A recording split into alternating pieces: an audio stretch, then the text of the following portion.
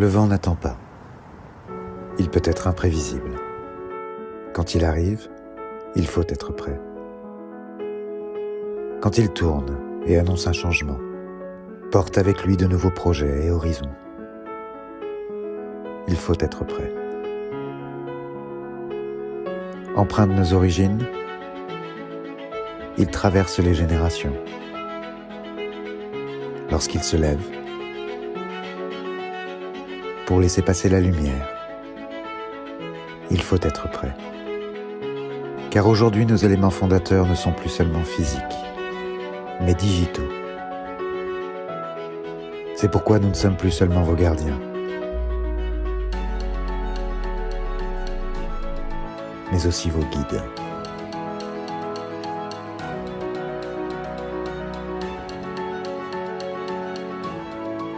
D'archivistes de la mémoire, nous sommes devenus les concepteurs des solutions de demain. Nous ne sommes plus seulement papier, mais numérique. Comme vous, nous sommes prêts.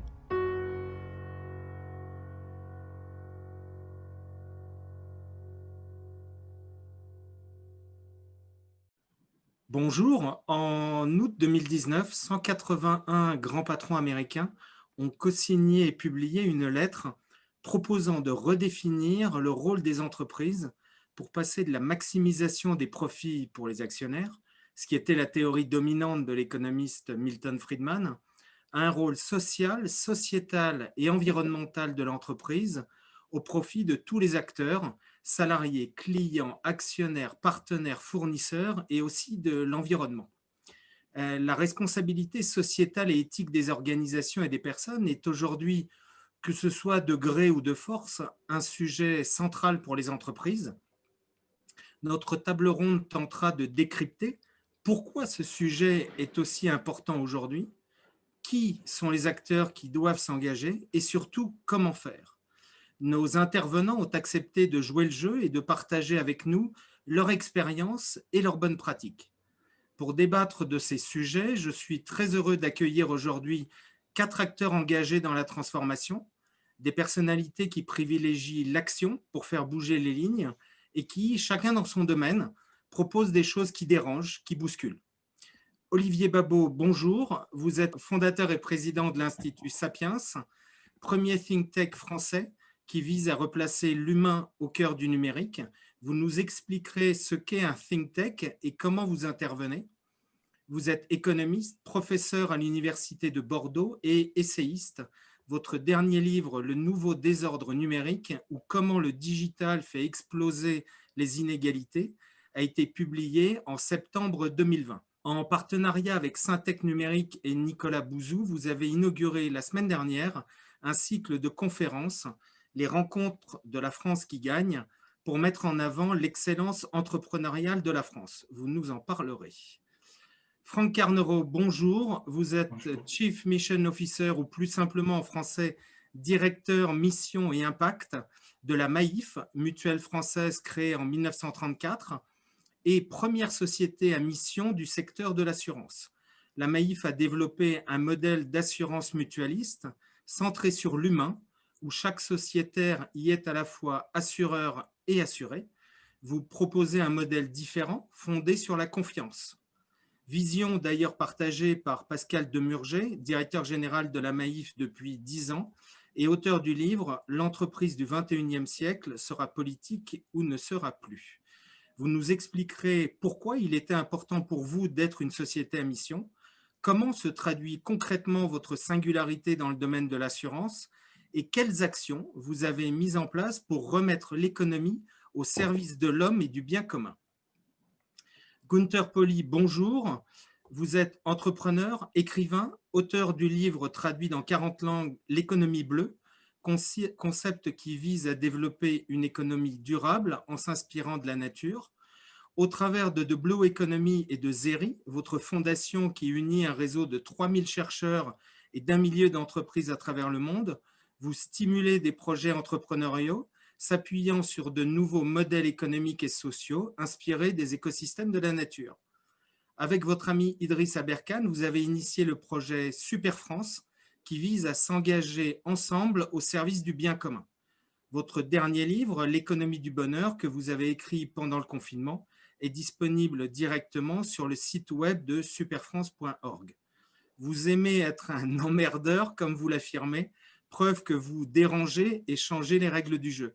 Vous nous parlerez de vos actions, de vos réalisations et de ce changement de mode de pensée pour lequel vous agissez depuis plus de 25 ans. Christian Resson, bonjour. Vous êtes entrepreneur, cofondateur et co-CEO de la jeune start-up Mano Mano, place de marché française, spécialisée dans les articles de bricolage et de jardinerie. Créée en 2013, Mano Mano est présente dans 6 pays. Vous avez levé au total plus de 300 millions d'euros auprès d'investisseurs. Et en 2020, avec plus de 800 collaborateurs, vous avez dépassé le milliard d'euros de volume d'affaires. Vous avez reçu de la part du gouvernement français le label Next 40 qui vise à soutenir et à promouvoir 40 jeunes entreprises françaises considérées comme prometteuses et susceptibles de devenir des leaders technologiques. Vous avez placé le business et l'humain au centre de votre modèle économique. Vous nous expliquerez pourquoi et comment se concrétise cet engagement vis-à-vis de vos collaborateurs, fournisseurs et partenaires. Bienvenue à tous. Pourquoi, selon vous, ces sujets sont-ils ou devraient être aujourd'hui au centre des préoccupations des entreprises? Est-ce un phénomène de mode? Olivier Babot, voulez-vous commencer? Avec plaisir, merci beaucoup de votre invitation. Merci de me donner la parole sur ces sujets absolument passionnants et dans lesquels je crois que tous nous vivons en permanence. Et un sujet qui évolue en fait, dont on a l'impression qu'il est en contact direct avec la réalité et les théories qu'on peut avoir évoluent. Alors, en quoi est-ce que c'est une mode? Peut-être en effet, en quelque sorte. Mais les modes, c'est aussi un marqueur profond des civilisations qui évoluent. Pourquoi ce sujet existe aujourd'hui? Pourquoi ce sujet prend de l'importance?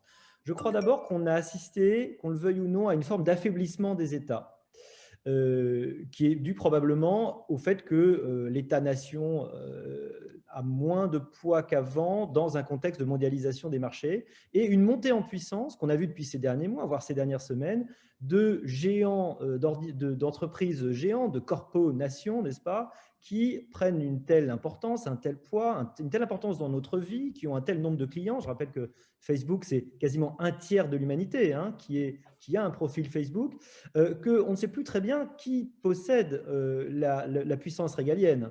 Il y a d'ailleurs un doute de plus en plus grand sur la capacité de certains États à faire pièce aux géants du net. Donc ça, c'est peut-être la première idée. La deuxième idée, c'est que les entreprises s'intéressent, ont pris en fait et cause pour leur mission sociétale parce qu'on les a profondément mises en cause. Peut-être pas remises en cause, mais mises en cause. C'est-à-dire qu'on les a accusées, on les accuse d'être des sources d'exploitation, de domination, de souffrance au travail, évidemment de pollution. Et les entreprises qui sont peuplées de gens comme vous et moi, qui ne sont pour la plupart pas plus mauvais que vous et moi, eh bien, évidemment, se sont posé les questions, parfois remises en cause, et ont essayé de réagir en explicitant parfois des choses qu'ils faisaient au jour le jour, mais qui n'étaient pas écrites. On n'a pas attendu la responsabilité sociale de l'entreprise pour s'inquiéter du bien-être de ses salariés, pour s'inquiéter aussi de son action sur l'environnement, de s'inquiéter de l'effet général de son entreprise. Il y avait des gens qui le faisaient plus ou moins, mais on le disait moins. Et donc, maintenant, on a ce besoin de formaliser. Et c'est ce que la plupart des sociétés font aujourd'hui. Le risque étant évidemment que cette formalisation soit d'abord un argument marketing, un argument de communication un peu facile. L'enjeu étant évidemment la traduise une réalité, une façon réelle de fonctionner, de se préoccuper de son impact sur le monde.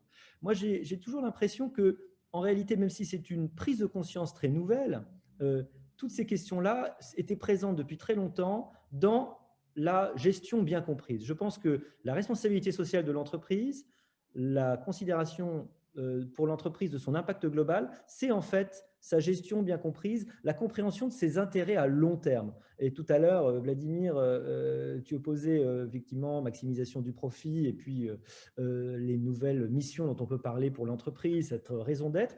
Et moi, je crois profondément que le gain à long terme de l'entreprise, et quand j'en parle à mes étudiants, on a souvent une longue discussion autour de cette idée de l'objectif de l'entreprise.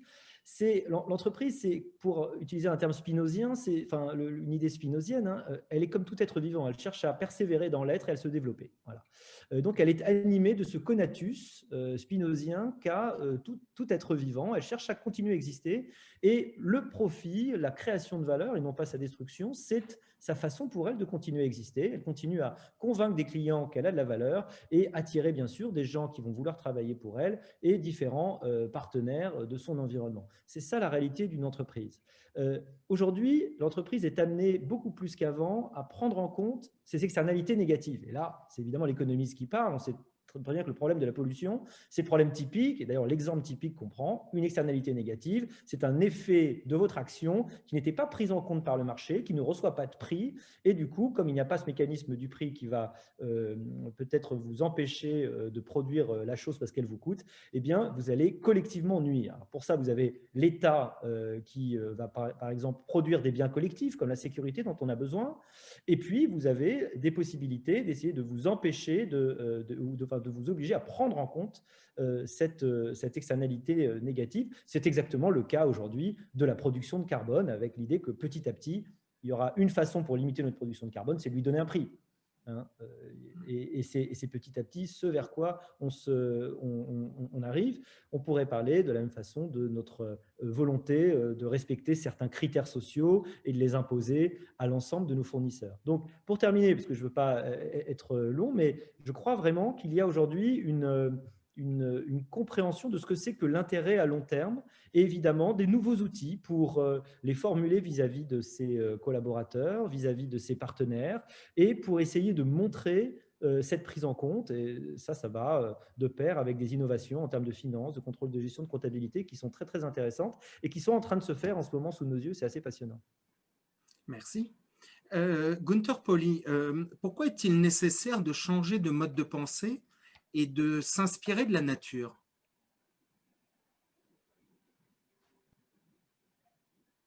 Je vous remercie pour cette question. Il est quand même évident que l'être humain prétend d'être intelligent. Mais l'intelligence que nous avons déployée jusqu'à présent n'arrive qu'à détruire la biodiversité, n'arrive que d'enrichir quelques personnes dans la société, n'arrive pas du tout à répondre aux besoins de base de tout le monde, n'arrive pas du tout à démocratiser l'accès à l'Internet, etc., etc. Alors, si je prends un peu l'inventaire de tout ce que nous avons réalisé comme phénomène culturel sur cette terre, il est évident que nous sommes les moins intelligents et le plus grand renommé que nous avons, c'est la destruction des écosystèmes et des conditions de vie. Alors, dans ces conditions-là, comment est-ce que nous pourrions prétendre que nous sommes les responsables des problèmes et les responsables des solutions? Nous avons besoin de nous inspirer de la vie qui quand même s'est poursuivie depuis 2 milliards d'années, et c'est notre responsabilité d'être humble, d'être modeste, d'être quand même à l'auteur de nos réalisations, et pour dire que effectivement, si je souhaite avoir un contrôle de température et d'humidité dans un immeuble, il est mieux que je m'inspire dans les techniques déployées depuis quelques millions d'années par les termites. Il est évident, si je suis obligé de m'inspirer comment je serais capable de produire de l'eau potable, ce n'est pas l'osmose à l'inverse des Siemens General Electric et les autres qu'il faut s'inspirer. C'est une scarabée dans le de Namibie qui m'inspire. Alors, je crois qu'il est très important que nous avons cet acte d'humilité, cet acte de modestie, pour dire ceux qui sont parmi nous depuis des centaines de millions d'années et qui ont survécu sont ceux qui portent quand même une inspiration. Ça ne veut pas dire qu'il faut vivre comme les autres espèces vivantes, ça veut dire que nous sommes obligés de quand même prendre un recul de notre arrogance, de prétendre que nous sommes ceux qui puissent quand même inventer les OGM, nous inventons la chimie avec 100 000 molécules différentes qui ne se dégradent pas dans la nature. Eh bien, l'heure est arrivée de prendre un petit recul et de dire pas seulement est-ce que je suis capable de décerner, d'observer, de comprendre comment les autres 100 millions d'êtres qui vivent avec nous sur cette terre l'ont fait, mais de l'utiliser comme base pour faire le dessin des communautés, des sociétés, des économies, des modèles d'affaires qui répondent parfaitement aux besoins de tout le monde avec ce qui est localement disponible. Le but, c'est pas du tout une contemplation, c'est pas d'observer et d'analyser à la cartésienne. Le but est d'inspirer et de motiver, de passer à l'action et de faire des choses concrètes. Merci. De nombreuses études montrent qu'une majorité de citoyens souhaitent que les entreprises s'engagent sur ces sujets. Rôle qui était traditionnellement dévolu aux États, comme Olivier, tu l'évoquais. Les entreprises ont-elles un rôle politique? Franck, en 2019, la Maïf a été la première organisation à déclarer vouloir devenir une société à mission. Cet engagement s'est concrétisé par l'adoption en juillet 2020 de ce nouveau statut.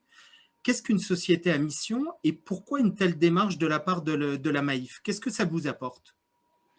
Alors, c'est une démarche d'abord, qui s'ancre dans notre ADN, parce que depuis l'origine de la création de l'entreprise, qui est une mutuelle, donc qui est au service de ses clients qui sont des sociétaires, il y avait cette préoccupation de l'utilité aux personnes qu'on sert. Et puis, au fur et à mesure qu'on a évolué dans le temps, on a développé des politiques RH, le management par la confiance, une politique RSE, etc. Et donc, finalement, il y a quelque chose dans notre ADN qui porte l'humain très au cœur de nos décisions et qui nous incite à toujours poursuivre notre volonté de se singulariser sur le marché, de se différencier. Et donc, c'est au cœur de nos réflexions stratégiques. Et c'est tombé aussi, nos réflexions stratégiques en 2018-2019 sont aussi, comment dire, concomitante à une réflexion nationale autour justement de la loi Pacte, de la nécessité des entreprises de s'engager face aux enjeux environnementaux et sociaux auxquels on est confronté. Et ça correspond assez bien à notre entreprise, qui est une mutuelle militante, et qui met au cœur de son modèle cette utilité auprès de nos parties prenantes et auprès du monde qui nous entoure. Donc ça correspond vraiment à notre vision stratégique d'une certaine singularité dans la manière d'opérer notre métier. Vous nous expliquerez un petit peu plus tard justement comment vous faites cette transition, ce qui est vraiment un point important. Christian, Mano Mano se définissait dès sa création comme un double projet business et humain. Pourquoi et qu'entendez-vous par un projet business et humain? Bonjour Vlad, très honoré d'être avec vous et merci pour l'invitation. Quand on a créé l'entreprise avec Philippe de Chanville, ça a été par une déception, un désamour d'une entreprise où on était. Donc, il y a un fonds d'investissement et donc on n'était pas du tout aligné avec ce que faisait notre entreprise.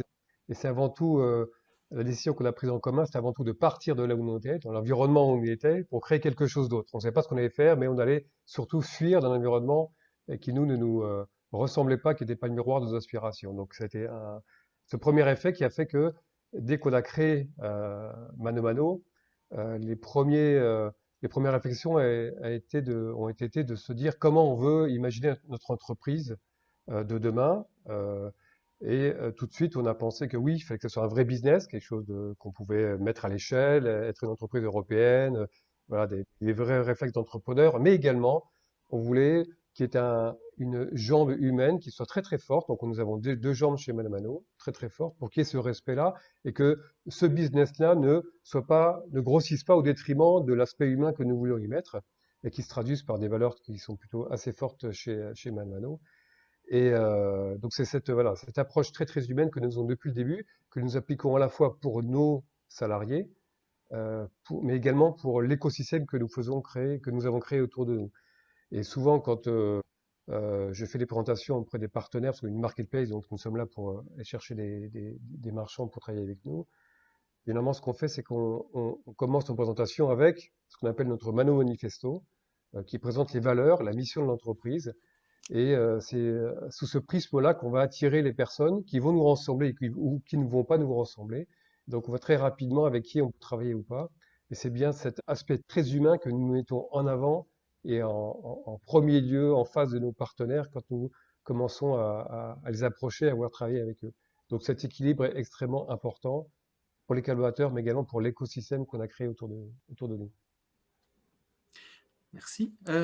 Olivier, tu as fait le choix de fonder l'Institut Sapiens, un think tank pour peser sur la transformation. Alors avant tout, qu'est-ce qu'un think tank et pourquoi avoir choisi ce mode d'action ? Alors, ThinkTech, à l'origine, c'était un jeu de mots, en fait, parce qu'il y avait des agritech, des fintech, des happytech, enfin des techs de toutes les façons. Et puis, il n'y avait pas de ThinkTech, c'est-à-dire qu'il n'y avait pas d'entité qui essayait de repenser la façon dont on produisait de la réflexion en France. Et donc, c'est pour ça on avait créé cette idée de ThinkTech et même déposé ce mot, mais de toute façon, on n'a pas utilisation commerciale.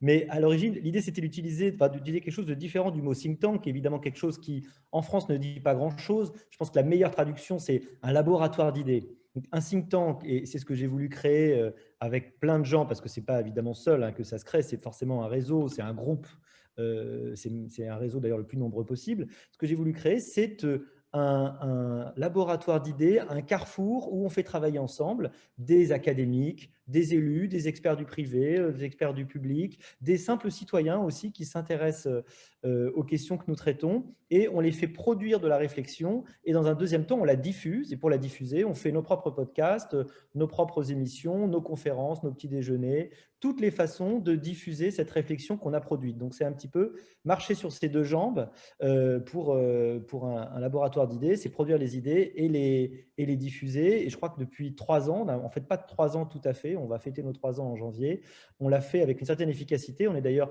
présent dans les médias plus d'une fois par jour, en moyenne depuis notre création, même pas par jour ouvré, mais par jour tout court. Ce n'est pas un but en soi, mais pour nous, c'est important de diffuser de toutes les façons possibles. Et je suis ravi que chez Sapiens, on est le simple citoyen qui se connecte de la campagne où il habite, et c'est super. Et puis, les experts de haut niveau qui nous rejoignent, et on fait dialoguer tout ça. Je crois qu'en France, on n'avait pas beaucoup de lieux où ces gens pouvaient dialoguer librement. On est évidemment totalement apolitique, on est totalement indépendant.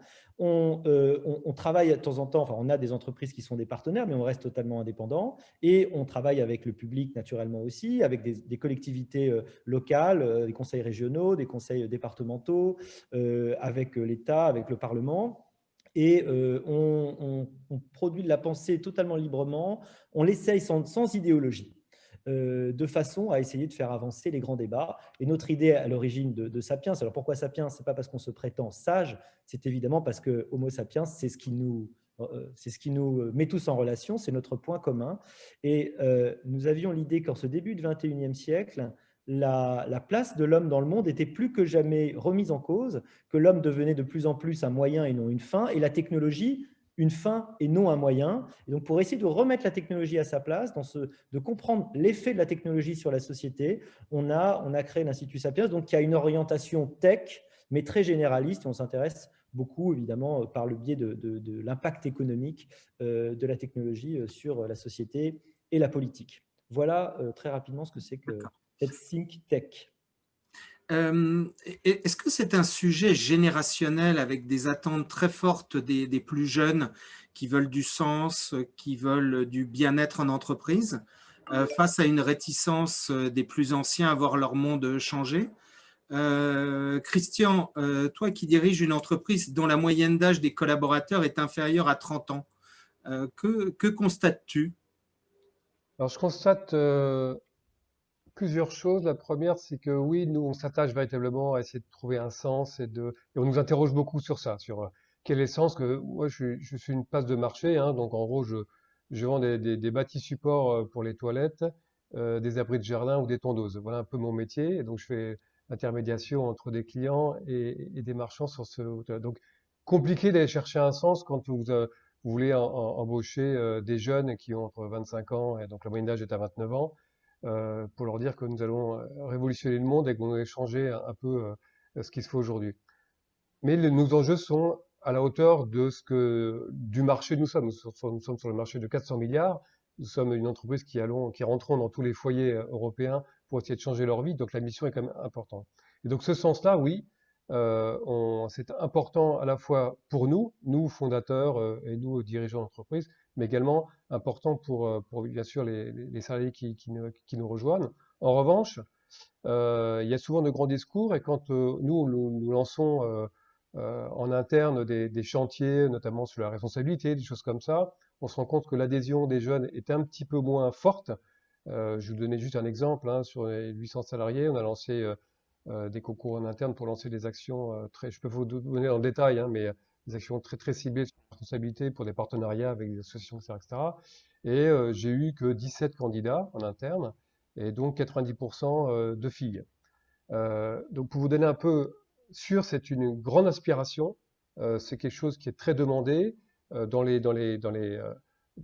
entretiens d'embauche, on en parle beaucoup, mais dès qu'il faut passer à l'étape d'après et l'engagement pour aller vers la quête de ce sens, les jeunes sont un peu plus réalistes, entre guillemets, ou alors un peu plus moins engagés. Et donc, c'est plutôt à nous on se rend compte que c'est surtout à nous, en tant que dirigeants d'entreprise, de susciter cette envie-là pour que ça avance, plus que d'attendre que la base bouge. Voilà mon retour d'expérience, pied dans la glaise d'entrepreneur. Voilà. Merci. Comment faire pour se transformer? Au-delà de la prise de conscience, la principale difficulté et le défi, c'est le comment. Quelles sont les bonnes pratiques que vous pouvez partager aujourd'hui avec nous? Gunther, racontez-nous comment c'est traduit dans le cadre des projets que vous avez engagés, ces actions concrètes. Mais le mot le dit exactement, c'est action concrète, c'est-à-dire démarrer, faire. On est des faiseurs, on ne peut pas des diseurs.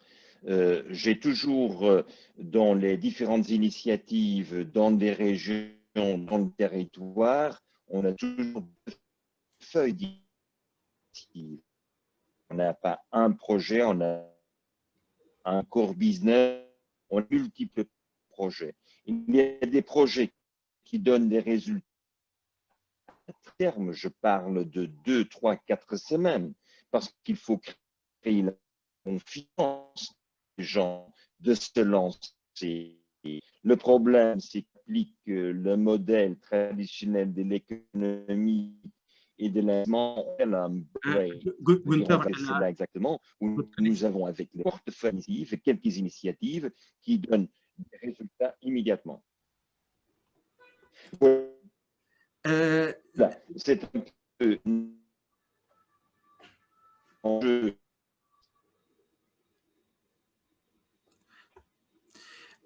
Les termes de raison d'être, de vision, de mission, de valeur sont aujourd'hui au centre de la communication des entreprises, avec parfois des engagements qui se limitent malheureusement à la simple prise de parole et qui sont déconnectés de la réalité vécue par les collaborateurs. Franck Carnero, pouvez-vous partager avec nous les actions que vous avez engagées en matière de gouvernance et de management? Eh bien, en fait, on peut parler de plusieurs expérimentations. Il y a quelques années, on s'est lancé dans l'expérimentation du télétravail avec un taux de télétravailleurs qui a atteint à peu près 20%. C'est une modalité qui est intéressante à la fois pour les télétravailleurs, c'est intéressant aussi en termes d'émissions de gaz à effet de serre et on peut en espérer aussi une certaine performance pour l'entreprise. Et justement, ça nous a aidé plus facilement à traverser le premier confinement et le second confinement. Et entre les deux confinements, on a déployé un accord d'entreprise qui permet de généraliser le télétravail à la plupart des collaborateurs. On a aussi des actions sur la parité, des actions sur l'intégration des personnes handicapées, etc., etc. Donc on voit qu'en termes de management, il y a plusieurs éléments qui sont travaillés. Il y a aussi des réflexions autour de comment incarner ces sujets-là dans nos politiques de recrutement, dans nos politiques de reconnaissance interne. Donc on voit que ces éléments-là sont vraiment au cœur du modèle managérial. Et puis plus globalement, on essaie de faire vivre à chacun à travers les réflexions, soit sur la feuille de route autour de la mission et de sa déclinaison finalement dans le plan stratégique et dans les différentes entités, ou alors à travers un outil qu'on appelle chez nous le quadriptyque, qui est une sorte de radar à 4 axes qui permet de travailler dans chacun de nos dossiers sur quelle est l'utilité à nos parties prenantes, que ce soit nos sociétaires, que ce soit le monde qui nous entoure, les collaborateurs, la pérennité de l'entreprise. Mais on se rend compte que chacun s'approprie cet enjeu d'utilité aux parties prenantes. Vous avez parlé de management par la confiance et du mieux commun. Comment est-ce que cela se traduit de façon concrète? Alors en fait, ça se traduit par, d'abord le management par la confiance, c'est de pouvoir donner un cadre à chacun bien compris qui lui permettent d'évoluer. Donc c'est pour ça aussi qu'on a beaucoup travaillé les enjeux de raison d'être, de mission, parce que ça permet à chacun de bien intégrer quel est le cadre général de l'entreprise. Et ensuite, on veut passer d'une organisation qui était un peu traditionnellement, comme beaucoup de sociétés d'assurance, un peu verticale, à une organisation plus horizontale, plus agile, avec plus d'autonomie laissée aux collègues au plus proche des préoccupations du terrain. Et donc, ça passe par des évolutions managériales, des évolutions d'organisation, etc., etc. Donc ça, et on essaie de le traduire dans nos différentes politiques RH. Donc voilà comment, en quelques mots, mais bien évidemment on peut approfondir si besoin, en quelques mots, on essaie de faire vivre cette notion de management par la confiance au plus près des réalités du terrain. Christian, comment arrivez-vous chez Mano Mano à traduire en action concrète ces valeurs dans le quotidien des collaborateurs?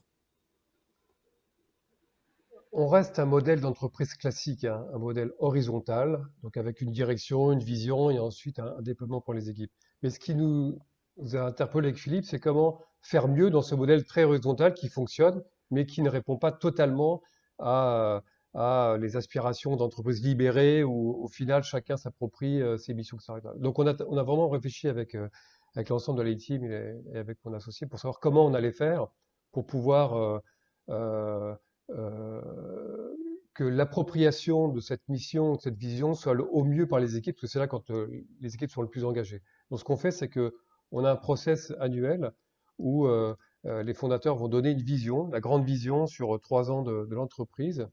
Et ensuite, cette vision-là s'est appropriée, ce morcelle par les équipes. On a à peu près une quinzaine d'équipes qui se reprend un peu ce bout de vision et qui va construire lui-même son propre document de vision et de ressources dont il aura besoin pour mener cette vision-là. Et ensuite, troisième étage de la fusée, c'est ce qu'on appelle un système de OKR. Je ne sais pas si vous connaissez, c'est Objective Key Result. C'est un système trimestriel d'assessment un peu des objectifs qui sont suivis et atteints par l'entreprise. Et donc, on a ce tableau de bord qui nous donne en live l'ensemble de cette vision qui avance au jour le jour.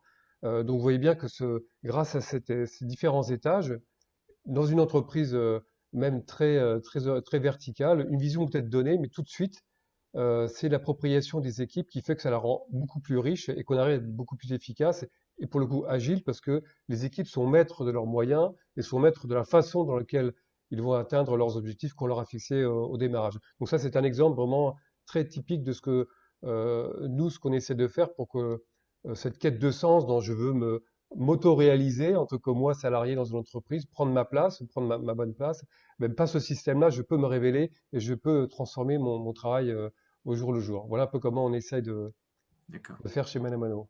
Et comment mesurez-vous la satisfaction et l'insatisfaction des collaborateurs? On a ce qu'on appelle des pulses qui sont quasiment tous les mois avec des questions récurrentes, puis des questions aussi d'actualité. C'est comme ça qu'on a un retour des équipes quasiment instantané et on voit très bien, on a une carte à peu près une carte de chaleur des équipes et on sait très bien si une équipe est plus faible dans telle partie ou d'une autre. Et nous, c'est un vrai outil d'agilité puisque de semaine en semaine, de mois en mois, on peut réagir, on peut répondre à notre corps social que nous avons chez nos salariés pour le faire, comme on le fait sur nos clients, comme on le fait également sur nos partenaires marchands. On a cette espèce de ce qu'on appelle la NPS, Net Promoter Score, qui nous remonte un peu la sensibilité actuelle des forces qui sont autour de nous. Voilà. Franck, quel est le rôle des managers et des équipes dans votre transformation? Alors, il est forcément très très important hein, en logique de courroie de démultiplication à la fois de la mission et de la raison d'être et aussi de l'appropriation par les équipes justement de ces logiques agiles d'autonomie, de responsabilisation, de décision au plus près des réalités du terrain. Et finalement, c'est dans le quotidien de toute cette animation-là que tout ça irrigue chacune des équipes. Hein. On est vraiment sur cette logique et on est très proche dans ce que j'entends de l'expérience de Mano Mano, on est très proche de cette vision de fixer un cadre et ensuite d'appropriation par le terrain et comment on le fait vivre. Et c'est par exemple comme ça qu'on a essayé de travailler sur la feuille de route de la mission, sur la déclinaison des objectifs stratégiques. C'est comme ça que ça s'est réalisé. Donc chaque métier, chaque équipe s'approprie son bout de vision pour le mettre en œuvre très opérationnellement et instruit les différentes décisions auxquelles l'équipe doit faire face à travers cette notion d'utilité aux parties prenantes. Franck, une des décisions de l'Assemblée générale de la Maïf de juillet dernier était de s'ouvrir aux entreprises et de soutenir leur transition économique. Pouvez-vous nous expliquer en quoi cela consiste? Alors oui, c'est effectivement important. On était jusqu'à présent essentiellement un assureur d'associations et de collectivités pour la partie, on va dire, autre que les particuliers. Notre cœur historique d'activité, c'est plutôt les particuliers. On s'était néanmoins développé depuis pas mal de temps sur les associations et les collectivités. On est le premier assureur des associations. Et là, on a voulu aller un cran plus loin pour assurer aussi, plutôt à destination des TPE, PME, en les aidant aussi à réfléchir à leur propre comment dire, utilité dans le monde qui les entoure.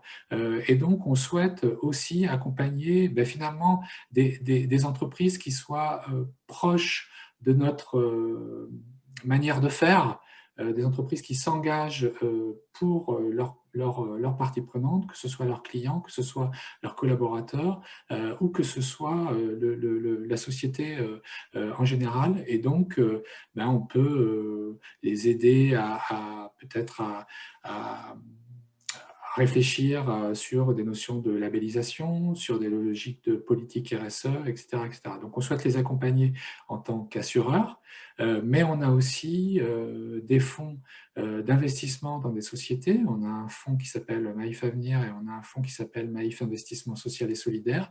Et à travers ces fonds, en tant que, comment dire, que grand investisseur, hein, comme la plupart comme la majorité des assureurs, on aide aussi à accompagner des startups, par exemple, dans leur développement, mais toujours avec avec un œil dans notre sélection justement à l'utilité, soit pour les clients, au modèle économique, au modèle de gouvernance, qui justement incarne quelque chose qui n'est pas uniquement une recherche de profit désincarné, un peu court-termiste.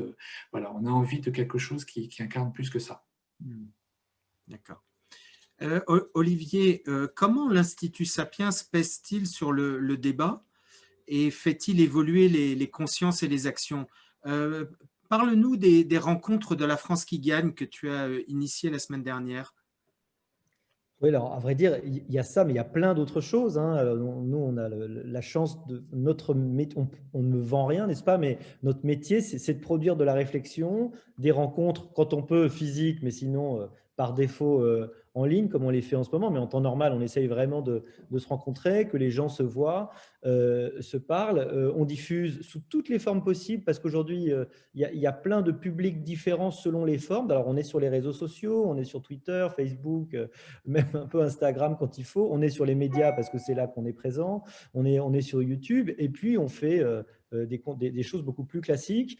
On a lancé aussi tout récemment Sapiens Sapiens, c'est 30 à 40 minutes de discussion avec une personnalité du monde économique ou intellectuel. Alors les rencontres de la France qui gagne, c'est un cycle de conférences qui va nous mener tous les mois jusqu'au mois de juin. Et nous recevons à chaque fois, pendant 1h30, un panel d'entrepreneurs français, d'entreprises françaises, où on va mettre en valeur des organisations françaises, des technologies, des gens qui réussissent, qui ont des ressources qui n'ont pas à rougir de leur place au niveau mondial, pour arrêter un peu avec le France bashing, n'est-ce pas? Essayer de temps en temps de voir le verre à moitié plein et de constater combien on a d'énergie, combien on a d'idées, d'innovations, de technologies extraordinaires et tout ce qu'on peut faire en France. Donc, le dernier a porté sur les mobilités. Enfin, le dernier en date, c'était le premier de notre série. Et le prochain qui a lieu le 17 décembre, par exemple, a lieu sur la cybersécurité. On va évidemment parler de la transition écologique, on va parler de l'industrie 4.0, on va parler de l'organisation territoriale et de la réforme de la gouvernance. Voilà, tous ces sujets-là qui nous mèneront jusqu'en juin. Notre idée, c'est de faire une sorte de programme, on pourrait dire, politique qui soit à disposition de qui veut, parce que nous ne faisons pas de politique. En revanche, nous avons l'ambition tout à fait assumée de contribuer à faire la politique, c'est-à-dire de mettre dans le débat public les idées les plus intelligentes possibles, quand même, on espère, qui vont être saisies après par tous nos merveilleux candidats qui, après, iront au-devant des électeurs demander leur suffrage. Donc, notre idée, c'est d'essayer d'aider et de constituer ce panel, ce réservoir d'idées où les gens pourront aller puiser. Voilà. Merci. Gunther, depuis 25 ans, vous êtes confronté à la réalité du terrain. Quelles sont les principales difficultés qui freinent la transformation des organisations? Eh bien, pour moi, le frein le plus important, c'est l'ignorance. On ne sait pas ce qui est possible. On ignore ce qui est possible. Et alors, si vous ne savez pas que vous avez des rêves et que vous pouvez dépasser vos rêves, alors il est impossible pour vous de les réaliser. Et je crois que c'est là où nous avons un travail extraordinaire à faire. Ce n'est pas de copier ce que nous propose Davos avec l'industrie 4.0. Ce n'est pas de prendre les idées de l'économie circulaire qui ont déjà quand même 25 ans. Il faut quand même mettre en évidence qu'on peut dépasser de loin toutes ces propositions qui sont des bonnes propositions, mais qui ne vont pas du tout changer la réalité. Pour moi, l'ignorance est mon frein le plus important. Franck, quelles difficultés avez-vous rencontrées dans la transformation de votre entreprise? On peut avoir par-ci par-là des personnes qui peuvent voir ce changement, que ce soit le management par la confiance ou le fait de devenir société à mission comme un objet un peu atypique. Voilà pourquoi on va vers ça. On peut aussi avoir des gens qui se disent eh bien, en tant que mutuelle, on était déjà tellement investi sur ces sujets-là, pourquoi aller choisir d'aller encore plus loin? Mais finalement, il y a assez peu de personnes qui sont sur sur ces lignes. Donc globalement, on va dire que on est plutôt sur une logique d'adhésion forte parce que ça correspond à notre histoire, à ce qu'on est. Quand on a présenté la raison d'être, il y a eu vraiment un fort engouement derrière la raison d'être pour la transformation société à mission. Ça a été voté à 98% par les élus des sociétaires. Donc, et par exemple, quand une des déclinaisons concrètes qui consiste à reverser 100 millions d'euros à nos sociétaires lors du premier confinement, il y a eu une énorme fierté des acteurs internes de se dire on est vraiment dans une entreprise qui met en action concrète ce qu'elle dit. Donc, ça génère plutôt, plutôt de l'enthousiasme et de l'envie de bien faire. Après, peut-être que ce qu'on peut avoir, c'est une nécessité de rechercher plus d'impact, d'éviter une sorte de saupoudrage d'actions, mais qui ne produit pas suffisamment d'impact sur le monde qui nous entoure, ou d'épanouissement pour les acteurs internes, ou d'utilité à nos sociétaires. Donc, il y a peut-être une tension supplémentaire sur la notion d'impact, essayer d'aller chercher encore, voilà, encore plus d'impact. Et puis, on a une autre difficulté qui est d'essayer de démontrer que tout cela est bien générateur de performance à long terme. Et on peut avoir des intuitions de ça, mais ce n'est pas toujours simple à démontrer de manière quantitative. Donc, c'est aussi un chantier auquel on s'attache. D'accord. Franck, parmi les actions qui bousculent un peu les mentalités, selon les situations, vous vous autorisez à aller au-delà de vos engagements contractuels en matière d'indemnisation. Racontez-nous.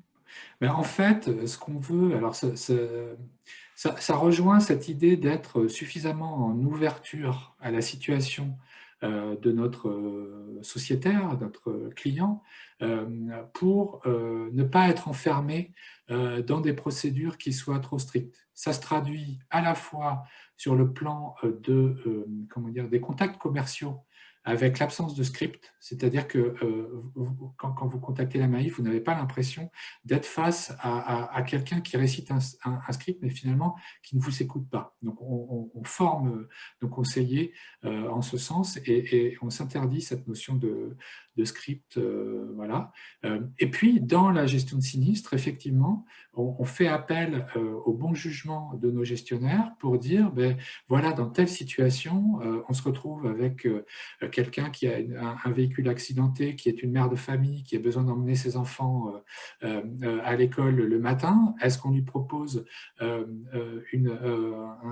véhicule de remplacement de catégorie, on va dire A, qui est très petit, ou est-ce qu'on imagine être à l'écoute de ses besoins pour éventuellement trouver un véhicule qui lui facilite le fait de pouvoir se déplacer en famille. Voilà, il peut y avoir des exemples multiples en la matière. On est bien évidemment toujours vigilant à ce que ce soit économiquement, on va dire, supportable par la communauté des sociétaires, puisqu'on est à la fois assureur et assuré, comme vous le disiez très bien en introduction. Mais néanmoins, on essaie de garder cette ouverture, cette empathie pour essayer de dépasser des cadres qui seraient trop stricts. Christian, dans un contexte d'hypercroissance de Mano Mano, quelles difficultés humaines rencontrez-vous et comment les gérez-vous? C'est sûr qu'on est passé de 0 à 800 salariés en 7 ans. Et donc, il y a les salariés qu'on avait au démarrage ne sont pas les mêmes qui sont aujourd'hui. Donc, il a fallu les accompagner, une grosse partie avec beaucoup de formation. Je ne vous cache pas qu'il y a eu également un assez gros turnover au démarrage pour une équipe là, de start-up de 15 personnes à 800 salariés. Les attentes sont vraiment différentes. Donc mais ça n'a jamais été un frein. On a toujours eu comme mission d'essayer de faire évoluer le plus possible les personnes jusqu'à ce qu'elles soient à la bonne place. Ensuite, se séparer d'un collaborateur ou même l'embaucher. Véritablement, on parle toujours de est-ce que tu vas trouver ta place chez nous. Donc, finalement, ça n'a pas été un frein, mais c'était une évolution totalement naturelle de ce qu'on fait chez Malamano. Je pense que heureusement, il y a eu assez peu de freins dès lors que votre équipe est engagée dans votre projet d'entreprise et que il y a une adhésion là pour le coup qui peut prendre du temps. Je pense que c'est avant tout, c'est là où ça peut peut-être un peu alourdir la vitesse de décision, mais en revanche, dès que l'adhésion, c'est plutôt assez rapide. Donc, finalement, c'est juste une histoire de pédagogie et de prendre le temps pour la matière humaine n'est pas aussi immédiate qu'un ordinateur, mais c'est beaucoup plus puissant, entre guillemets. Voilà. On va beaucoup plus loin ensuite. Franck parlait tout à l'heure du confinement et du télétravail. Comment avez-vous géré cette situation chez ManoMano? On a eu un super entraînement en décembre 2019, puisqu'il y a eu grève générale en France. Et donc, on a mis l'ensemble de l'entreprise en télétravail. Et ben, c'est ce qu'on a réitéré le 12 mars 2020. Et aujourd'hui, donc, l'ensemble des salariés est en ce qu'on appelle en full remote, est en télétravail dans l'ensemble de nos pays, soit en France et en Espagne. Donc, je dis pas que c'est une habitude de travail, mais c'est presque naturel chez nous. Donc, on a fait cette bascule-là. On y était prêt. Un petit retour d'expérience, je pense que ça peut convenir à 90% des personnes. Vous êtes toujours 10% des personnes qui soit ne peuvent pas matériellement, c'est très compliqué, à cause des conditions matérielles où ils travaillent ou alors familiales, donc il ne peut pas convenir, mais c'est un mode de travail qui est devenu prégnant et qui est devenu très important chez nous. Et nous sommes en pleine réflexion de ce qu'on appelle une mission en interne qui s'appelle le Future of Work. Comment imaginer le monde de demain qui va commencer dans quelques mois, quand le confinement sera terminé dans l'ensemble de nos géographies. Comment imaginer cet équilibre de travail à la maison, de travail sur site? Pourquoi aller sur site? Quels sont les avantages? Et essayer de prendre les avantages des deux côtés. Comment on peut mieux travailler chez soi, mais également aussi on peut mieux également travailler dans un lieu pour retrouver ses équipiers. Donc voilà, on est en pleine réflexion sur penser le futur de ce que de ce que va être nos conditions de travail. Et je suis étonné que d'ores et déjà, des grosses entreprises américaines ont déjà pensé le futur en se disant ça sera que du télétravail. Je ne pense pas que ça soit la voie et qu'on voit que c'est plus avant tout des décisions économiques qu'ils ont prises, encore donc pour l'intérêt de l'entreprise et non pas pour l'intérêt du salarié et du bien-être du salarié que ces décisions ont été prises. Donc là, nous on essaie d'élargir cette réflexion pour savoir comment on va pouvoir plus s'épanouir à la fois à la maison, mais également avec ses collègues. Voilà. Olivier, crois-tu à ce monde où la baguette magique de l'après-Covid va apporter de la bienveillance dans les entreprises, une considération beaucoup plus forte de l'humain? Comment l'économiste voit-il cet avenir humain à moyen terme? Je ne sais pas si c'est l'économiste qui doit parler, mais si on a tous une fibre, peut-être d'historiens, de gens qui s'intéressent à l'histoire des civilisations ou à l'évolution, ou d'ethnologues même, hein, on sait qu'en fait, les pulsions humaines, les problèmes humains prennent des formes différentes, mais ne sont pas foncièrement différents.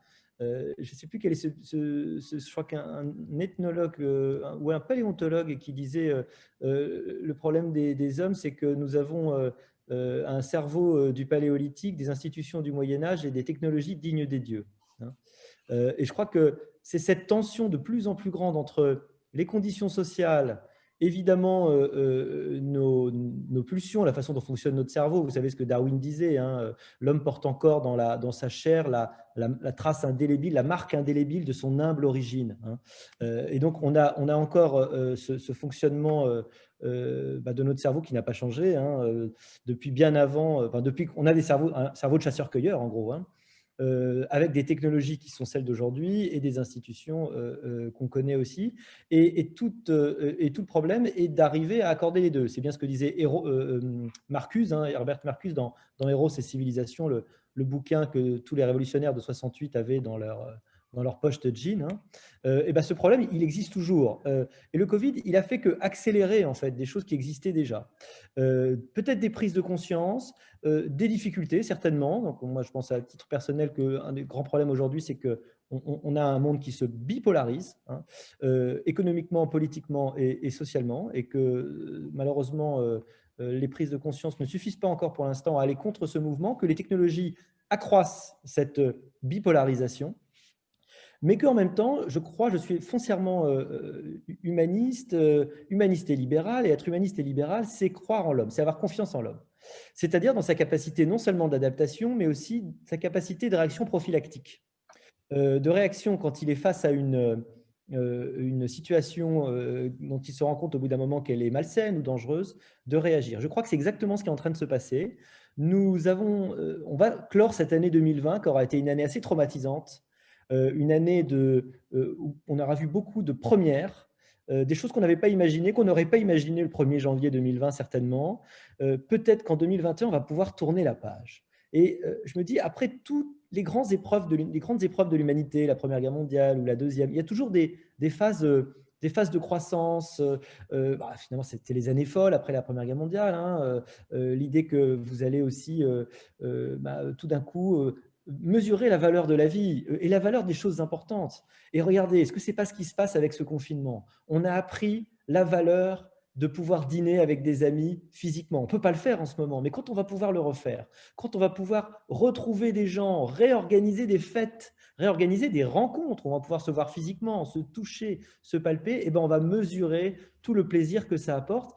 Et on connaît son bonheur, vous savez, quand on en est privé. On en a été privé avec le Covid. Et je crois que 2021, en tout cas moi je l'espère vraiment, je suis très optimiste, évidemment parce que le vaccin arrive, qu'on puisse tourner cette page et du coup inaugurer une page où on va peut-être effectivement avoir fait le point sur ce qui est le plus important, et que ça soit au niveau des entreprises, mais même au niveau de notre vie, où le confinement nous a permis de nous recentrer parfois sur ce qu'on avait envie de faire, sur ce qui étaient nos priorités. Et je crois que pour les entreprises, ça a été le bon moment pour repenser évidemment la façon dont on répartit le travail, dont on répartit les responsabilités, dont on travaille. Est-ce que la présence doit forcément être nécessaire? Est-ce qu'à un moment donné, on ne peut pas essayer de mieux concilier vie familiale et vie professionnelle en permettant le télétravail, en évitant les écueils aussi de cette espèce de balkanisation des organisations que ça produit? Je crois que ça a été un moment d'intense réflexion pour les entreprises, et que ça portera ses fruits au cours de l'année 2021. En tout cas, je l'espère. Olivier, les grands acteurs de la technologie, ceux que tu appelles les titans, qu'ils soient chinois ou américains, annoncent vouloir changer le monde et disposent pour cela d'une maîtrise à la fois des technologies, d'une compréhension et d'une anticipation de nos usages, et d'une capacité d'investissement qui dépasse celle des États. Devons-nous leur confier la responsabilité de construire ce monde de demain, et notamment à partir de la data et cette fameuse éthique de la data? Écoute, tu poses une question absolument vertigineuse. Alors, est-ce qu'on leur confie? J'ai l'impression qu'en fait, c'est un peu un état de fait, c'est-à-dire que ça leur est confié sans qu'on s'en ait bien, sans qu'on l'ait décidé, sans qu'on s'en soit vraiment aperçu, un petit peu comme les États, sans qu'ils l'aient vraiment décidé naturellement, démocratiquement en tout cas on ne l'a pas décidé, confient la charge de la censure, de décider ce qui est montrable et ce qui doit être caché, de ce qui est vrai et de ce qui est déclaré faux, à des entités privées, même si elles sont bien intentionnées, ça reste des entités privées sans fondement démocratique. Et c'est évidemment un problème fondamental. Et c'est là qu'on a une opposition d'ailleurs peut-être assez importante entre l'intérêt de l'entreprise et peut-être l'intérêt collectif. Le business model, le modèle économique de ces entreprises, on l'a vu, beaucoup de livres ont été écrits là-dessus, c'est la captation de l'attention, c'est l'organisation d'une société de l'addiction aux écrans. Et on n'a pas encore vu comment, à quelles conditions il pourrait nous faire sortir de cette addiction aux écrans et de cette espèce d'algocratie. J'ai vu ça sur Twitter, je trouve que c'est un très beau néologisme. On n'est plus en démocratie, on est en algocratie, c'est-à-dire le pouvoir, kratein, c'est pas le Kratos, pardon, en grec, le pouvoir de l'algorithme, cet algorithme qui n'est pas auditable, qui est une sorte de boîte noire, qui n'est pas révélée, dont on ne sait pas très bien comment il fonctionne, mais pour l'instant, il a une logique économique extrêmement claire. L'algorithme, il est là pour vous faire rester, pour vous faire consommer, pour vous faire revenir sur Netflix, etc., et sur les autres plateformes. C'est un des problèmes majeurs que nous devons traiter aujourd'hui. L'importance, la logique de monopole naturel de ces plateformes qui ont tendance, grâce à l'effet de Metcalfe, à faire que le premier prend tout, et la puissance de remplacement de l'État, la puissance régalienne que ces entreprises ont. J'ai évidemment pas de solution facile, mais il y a au moins un point positif, c'est qu'on soit là à en parler. C'est-à-dire qu'on ait une prise de conscience. Voilà. On a mis 15 ans à s'apercevoir de l'effet des réseaux sociaux et de ces entreprises sur l'économie, la politique et la société. Maintenant, on va pouvoir essayer de construire des solutions à partir de cette prise de conscience. Gunther, l'éthique de la data est un sujet que vous avez évoqué dans votre précédente conférence. Pensez-vous que le data farming, et notamment s'appuyant sur le LiFi, puisse être une solution concurrentielle par rapport à ce qui est proposé par les big tech? Votre micro, Gunther. Oui, nous sommes effectivement dans une société que j'appelle société de zéro risque. C'est-à-dire personne ne veut prendre des risques et l'institution est vraiment prête à prendre des vrais risques. Je rappelle quand même, Olivier, que les entreprises pharmaceutiques ont été exonérées pour toute responsabilité, pour tout défaut dans leurs vaccins, ce qui est quand même incroyable. C'est quand même une injustice que nous avons permis. Un vaccin qui est soit fait par des OGM virus, soit avec des tissus des fœtus avortés, je ne comprends pas du tout où on peut donner quand même aux entreprises qui prennent les initiatives autour des vaccins de zéro risque. Et c'est la même chose que nous avons aujourd'hui avec les data. Nous avons des systèmes où toutes les données sont dans un gros tuyau qui est orienté vers quelques entreprises afin que ces entreprises puissent développer leur data mining avec zéro risque. Je crois que c'est très important de nous rendre compte que, comme Christian a quand même fait avec Mano, c'est prendre des risques. Les vrais entrepreneurs prennent des risques. Et c'est dans ce contexte-là que je crois que le LiFi pas une proposition pour concurrencer en direct avec le 5G ou avec d'autres plateformes informatiques, c'est plutôt d'agir là où le 5G ne peut pas répondre aux besoins de tout le monde. C'est comme ça qu'on agit. Je dis toujours, les entrepreneurs, pour les biens communs surtout, sont des entrepreneurs qui sont des petits David. David a gagné contre Goliath, pas parce qu'il a fait la lutte comme le souhaitait faire Goliath.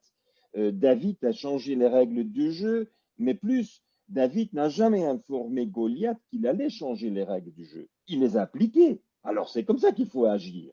Et je crois que c'est là où l'analyse traditionnelle des forces et faiblesses, des opportunités, des défis, etc., est hors de la réalité d'aujourd'hui, parce que les grosses boîtes, si c'est Farah ou c'est l'informatique, ils souhaitent tous avoir le zéro risque et une gestion avec la politique qui leur permette de poursuivre zéro risque et zéro taxation.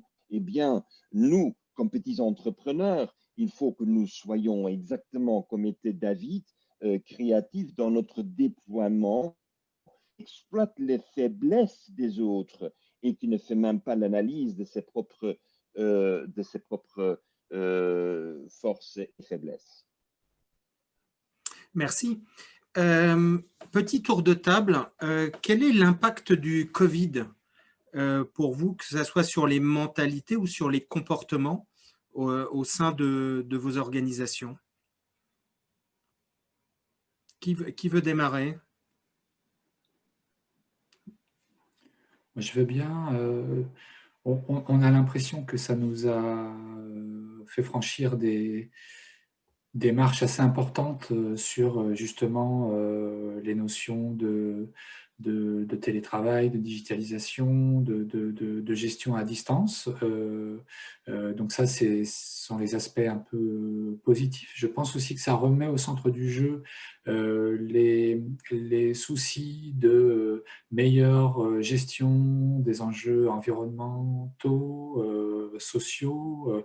Donc ça, c'est aussi un point positif. Après, dans les points qui sont à surveiller, c'est effectivement comment on peut concilier durablement ces logiques de travail à domicile, quel est l'impact sur la cohésion d'équipe, est-ce qu'il y a des gens qui souffrent d'isolement, voilà, donc il faut sans doute prendre un peu de recul par rapport à tout ça, mais sur les deux premiers sujets que j'ai évoqués, je pense que ça peut aussi se traduire comme une sorte d'opportunité pour accélérer sur certains sujets. Merci. Christian? Alors très concrètement, chez nous, mano mano, ça a eu plusieurs effets. Le premier, puisqu'on est rentré en crise, d'un jour au lendemain, on était rentré en crise. Nous, notre business a fait x4, donc il a fallu qu'on soit là pour tenir la barre. Donc moi, ça a été un vrai révélateur de talent pour des gestionnaires de crise. J'avais des managers qui étaient un peu en demi-teinte, et la crise fait que ça les révèle. Donc ça, c'était plutôt positif. Donc on a vu des gens qui sont un peu, comme toute révolution, qui ont pris le drapeau et qui étaient au combat. Donc ça, c'est agréable à voir. Dans notre sens, ça a un peu éteint d'autres personnes qui n'étaient pas du tout à l'aise avec cette incertitude, le fait d'être confiné, etc. Donc ça a mis en faiblesse et ça a révélé des faiblesses chez d'autres personnes. Donc ça, c'est plutôt, si je prends un peu le prisme un peu individuel donc dans nos salariés, ça a créé une vraie solidarité avec nos partenaires, dans le sens où eux aussi, on avons 5000 partenaires. Nous vivons à travers et grâce à nos partenaires. Donc ça a créé un autre élan de solidarité. On a fait beaucoup de choses pour eux. Ils ont fait également beaucoup de choses pour nous. Donc ça nous a rapprochés. Comme je pense que tout le monde ici autour de la table s'est rapproché de nos enfants ou de nos épouses ou de nos conjoints. On s'est retrouvés tous ensemble dans un même lieu face à une même crise. Donc ça, cet aspect de faire front ensemble. Et puis de façon peut-être plus macro et peut-être plus générale et plus philosophique, euh, on a senti chez certains et chez moi aussi personnellement que cette crise était pas la crise de trop, mais la crise qui était déclencheur d'autre chose. On est en crise environnementale, on sait, on est en crise terroriste, on est en crise de toutes sortes de crises depuis quand même pas mal de temps. Et cette crise sanitaire en plus a fait que ça a révélé un peu que finalement c'était plus un continuum de crise que nous étions en train de vivre que juste, tiens, il y a un événement qui arrive. Donc je pense que ça a été une vraie prise de conscience, un accélérateur de cette prise de conscience sur tous les niveaux terrorisme, immigration, environnement, etc. Donc ça a été, je pense, assez salvateur pour ça, même si c'est très triste bien sûr. Donc nous en interne, ça nous a fait prendre prendre cette conscience-là du sens de la responsabilité. C'est un mot qui est apparu très rapidement dans cette crise de Covid. Quelle responsabilité nous devons y avoir face à l'ensemble de ces crises-là? Et donc c'est un chantier qu'on a lancé donc il y a déjà 6 mois sur réfléchir maintenant quelle va être la responsabilité de mano à mano face à ces enjeux, donc pas que sanitaires bien sûr, nous ne sommes pas les mieux placés pour ça, mais comment on va répondre à ce continuum de crise le plus parfaitement possible, ce qui est une vraie gageure quand vous êtes e-commerçant, que vous envoyez des produits qui viennent de Chine à vos clients, donc vous faites du transport, enfin il y a plein de choses qui sont en jeu. Donc c'était vraiment une vraie prise de conscience et on a pris aussi des décisions pour faire avancer, aller dans ce sens-là.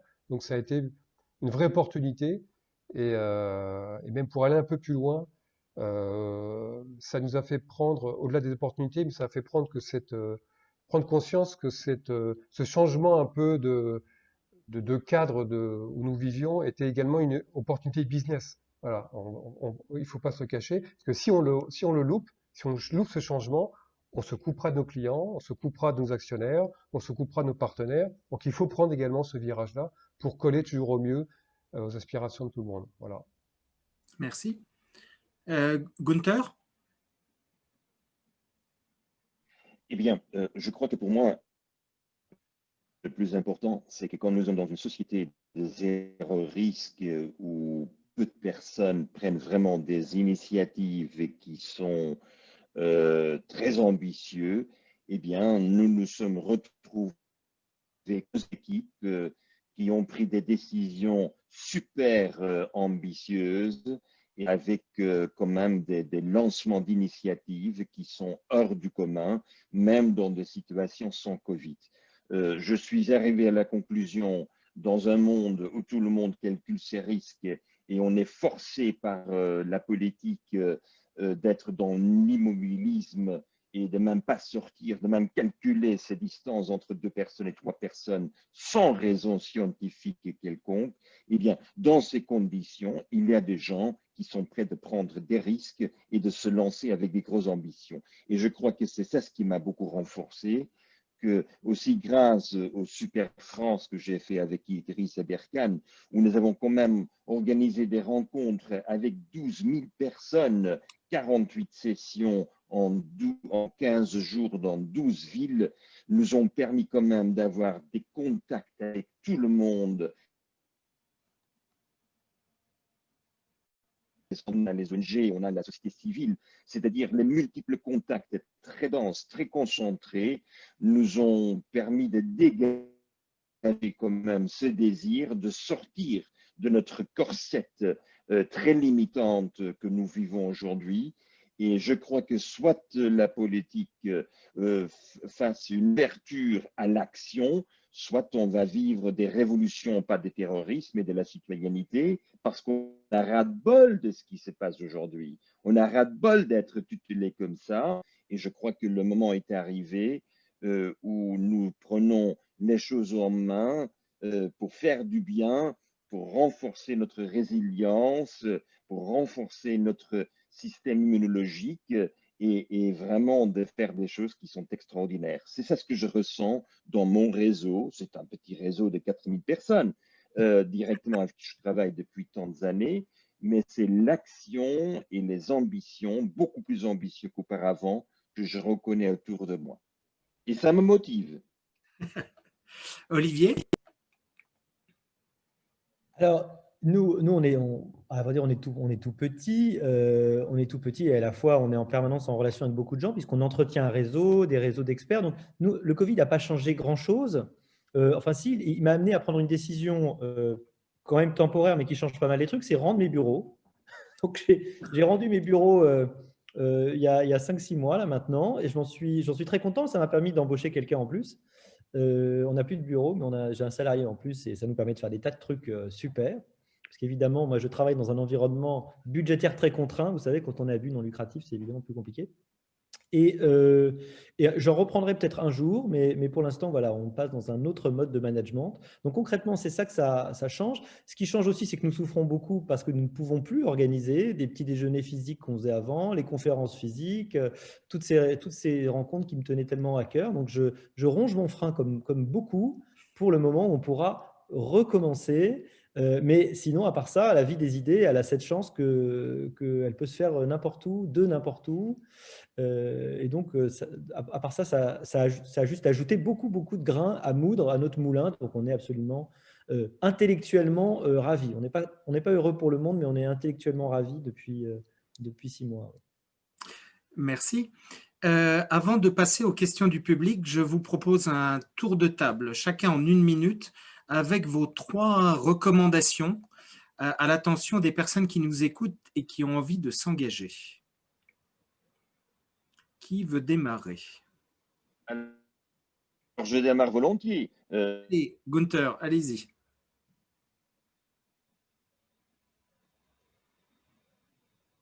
Ah, on ne vous entend pas. Coupez peut-être votre caméra pour libérer du débit. Voilà. Non. Il y a de 5G qui ne souhaitent pas qu'on m'écoute. Gunther, bon. Petit souci technique. En attendant. La promotion du. Ok. Franck? Oui, alors, avec un prisme d'entreprise, hein, et de conseils peut-être à des entrepreneurs, peut-être le premier conseil, c'est de rester fortement à l'écoute de ses parties prenantes, ses clients, ses partenaires, ses salariés et aussi la société qui nous entoure. Peut-être le plus possible connecter ces enjeux de responsabilité sociétale de l'entreprise au plus proche des réflexions stratégiques, parce que c'est là qu'elles sont vraiment au cœur de l'activité, au cœur du management quotidien des équipes et de la vie des équipes. Et puis peut-être, avec un regard un peu plus macroscopique, essayer de promouvoir des initiatives qui pourraient permettre de faciliter finalement pour les consommateurs la consommation éthique à travers des index, des scores qui permettraient à chacun, un peu à l'équivalent de l'index Pénicaud sur l'égalité homme-femme, un peu à l'équivalent d'une application comme Yuka pour la consommation alimentaire. Est-ce qu'on pourrait voir émerger de plus en plus d'applications pour consommer éthique? Merci. Christian? Désolé de couper la parole à Gunther qui ne veut pas parler, mais ça avait l'air très très intéressant. J'espère qu'il va pouvoir s'exprimer. Trois choses plutôt simples. La première, ben, c'est prendre la décision de le faire. Je pense que l'engagement, c'est multiforme, on peut faire plein de choses, mais il y a tellement de choses à faire que généralement, on regarde ça, on regarde ça, les trains passés. Et la décision de s'engager, de prendre ces décisions, c'est une chose qui est à la fois très simple, mais très compliquée. Mais quand on a pris ces décisions, c'est tellement libérateur parce qu'après, tous les verrous sautent. Mais c'est un schéma mental qui est déjà compliqué au démarrage. Donc, c'est prendre ces décisions. Déjà ça, vous aurez déjà passé une étape très très importante dans dans votre engagement. La deuxième chose, je pense que c'est le fait que ne pas oublier quand vous vous engagez que vous soyez entrepreneur ou à la tête d'une entreprise ou dirigeant ou manager, c'est que vous le fassiez en total alignement avec vous-même. Si vous vous engagez parce que c'est une mode, c'était ta première question, Vlad, ou si c'est parce que vous êtes poussé par X ou par Y, ça ne marchera pas. Donc soyez bien aligné avec ce que vous êtes. Et ensuite, ça découlera beaucoup plus simplement. Et là, pour le coup, c'est le deuxième levier très important qui va faire, ça sera rempli de succès en plus. Ensuite, troisième peut-être conseil pour peut-être des gens qui sont déjà à la tête d'entreprise ou d'entreprise importante, c'est que parfois le changement que vous demandez à votre entreprise est trop compliqué. Moi, j'ai vu peu d'entreprises qui changeaient un peu leur business model en route, entreprise installée, parce que ça veut dire couper beaucoup de choses et faire beaucoup de sacrifices. Donc, mon petit conseil, c'est plutôt, ou recommandation, j'ai aucun conseil à donner, c'est d'embaucher des ambassadeurs. Donc, faites-le par l'intérieur. Prenez des gens qui vont promouvoir vos idées, faites jouer aux gardes-barrières dans les nouvelles embauches que vous allez faire entrer chez vous, avec ce nouveau état d'esprit, le changement que vous voulez insigner. Et par l'intérieur, vous pouvez changer, parce que parfois c'est compliqué de le faire par la tête, mais par l'intérieur, vous pouvez commencer à modifier et à faire engager les gens. Voilà. Olivier? Alors, très rapidement, la première des choses, c'est que je crois vraiment que, je ne sais plus, il y a une phrase qui dit ça bien mieux, mais le problème, ce n'est pas les méchants, c'est les gens qui sont passifs face à la méchanceté. Donc, un conseil que je donne à mes étudiants, mais un peu pour d'autres raisons, mais sachez dire non.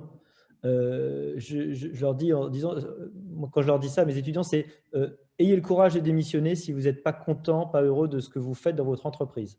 D'autant plus que vous êtes jeune, votre vie sera très longue, donc vous avez plein de temps devant vous pour aller refaire d'autres choses intéressantes. Donc, ayez le courage de dire non. La solution de facilité, c'est de rester dans un endroit où vous n'êtes pas heureux, où on ne vous rend pas heureux. Et je pense que c'est le plus mauvais service que vous pouvez vous rendre à vous et à la collectivité. Donc, ayez le courage de dire non et de vous opposer à ce à quoi vous n'êtes pas d'accord. La deuxième idée, c'est il faut faire très attention à douter. Je crois que c'est la caractéristique du bon universitaire, du bon académique, c'est qu'il doit toujours prendre un bouquin ou une recherche ou un article de recherche en se laissant la possibilité d'être frappé au plus profond de ses convictions. Être capable d'être remise en cause. Je crois que la plus grande chose dont il faut se méfier, c'est la conviction. Il y a peut-être une phrase de Nietzsche qui dit quelque chose comme ça, hein, l'ennemi de la vérité, ce n'est pas l'erreur, c'est la certitude, quelque chose comme ça. Et je crois qu'on est dans un monde qui a besoin de douter. Alors, douter non pas au sens complotiste, hein, on doute de tout et on pense qu'on nous ment en permanence. Non, mais c'est faire très attention parce qu'on a tous tendance, et les réseaux nous aident à ça, malheureusement, à nous enfermer dans des bulles cognitives avec que des gens qui sont d'accord avec nous. Donc, doutons en permanence. La dernière chose, le dernier conseil que j'ai envie de dire, c'est participer, engagez-vous. Et donc, par exemple, adhérez à l'Institut Sapiens et venez nous rejoindre ou rejoindre d'autres formidables think tanks, d'autres endroits où on réfléchit, où on essaye de participer à, je pense qu'il y a la vraie politique, hein, c'était vraiment cette discussion des citoyens sur la chose publique qui nous manque un peu parce que les partis politiques sont morts, parce que la politique a été très dévoyée et aujourd'hui fait l'objet de beaucoup de défiance, et c'est énormément dommage. Et d'ailleurs, j'avais écrit un papier récemment en disant aux entreprises, dans les Échos, c'est ma chronique dans les Échos, je disais il est temps que les entreprises refassent de la politique. Et je crois vraiment qu'au-delà du discours convenu qu'on attend tous sur l'inclusivité, bon, il faut que les entreprises s'engagent parce qu'elles savent comment le monde fonctionne, elles y sont engagées, elles sont des acteurs, des actrices du monde, et donc il faut qu'elles soient capables de prendre des positions et parfois de dire aux hommes politiques quand ils prennent des décisions qui ne sont pas les bonnes. Voilà. Merci. Gunther, je vous repasse la main, on va voir si ça fonctionne, sinon je serai votre porte-parole. Je remercie beaucoup et j'espère que ça fonctionne, mais malheureusement, apparemment, il y a des complexités dans la connectivité d'aide Estonie où je me retrouve pour l'instant. Avant tout, je demande que tout le monde raconte tous les jours une très belle histoire inspirante aux jeunes. Il est indispensable, avec toutes ces mauvaises nouvelles, qu'on inspire les gens. 2, il faut être beaucoup plus ambitieux de ce qu'on nous propose. Il faut être prêt d'aller au-delà de ses rêves, comme je crois Mano Mano a fait. Vous dépassez les rêves, il faut être prêt pour dépasser les rêves. Et finalement, acceptons avec humilité que nous sommes des homo non sapiens. On ne sait bien comment la vie est organisée, comment être heureux et comment être dans une vie saine. Et quand vous avez l'humilité avec vos capacités de dépasser les rêves, eh bien, vous allez changer le monde. Je vous remercie. Merci pour toutes ces paroles inspirantes. Redouane, cher modérateur, avez-vous des questions pour nos invités? Oui, merci Vladimir. Merci messieurs pour vos retours d'expérience. Première question qui provient de Marie. Je la reprends tout de suite puisque j'ai essayé de compiler en même temps. J'espère que je vais bien prononcer son nom, donc Marie Lavaille. Elle dit que pensent les intervenants du rôle des organisations de normalisation? On rentre un peu dans la technique, hein, donc les sites, AFNOR, ISO, etc., pour faire avancer les démarches RSE en entreprise, sont-ils une véritable source de référence et de cohésion?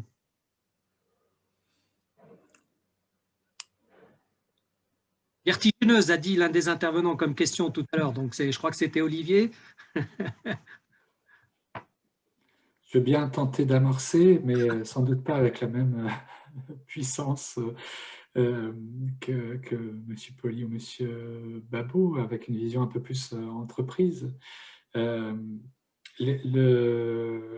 crois que ces logiques de certification peuvent aider à un moment dans le chemin que réalise une entreprise, mais probablement qu'il ne faut pas se contenter d'une logique un peu normative, réglementaire.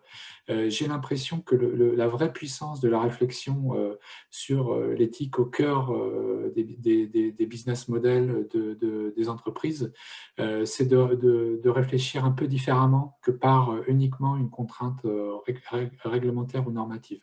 Par contre, ce qui est intéressant dans ce partage de référentiels, c'est de pouvoir déboucher sur des soutiens pour ceux qui veulent s'y mettre,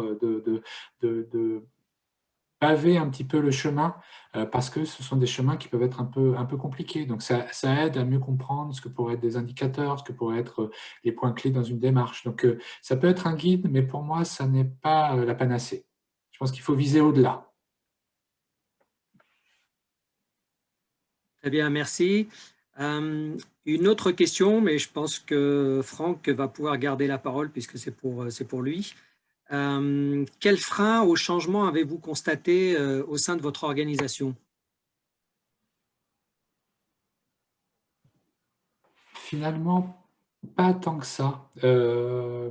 Pour moi, il y a plutôt une adhésion. Donc, on peut avoir, c'est ce que je disais un peu tout à l'heure, on peut avoir quelques personnes qui se posent des questions sur mais est-ce que ça vaut le coup d'aller si loin? Est-ce que c'est pas un peu trop radical comment dire, ambition?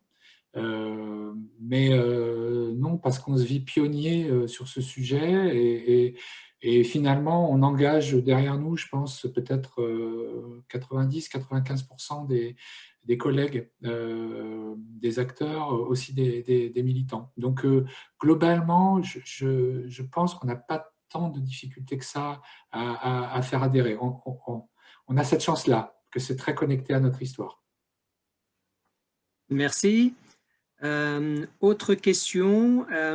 Alors, quand on parle de responsabilité sociétale et éthique des organisations, est-ce qu'il est plus difficile, est-ce que c'est plus difficile pour les entreprises qui existent depuis longtemps que pour les startups d'opérer ces transformations?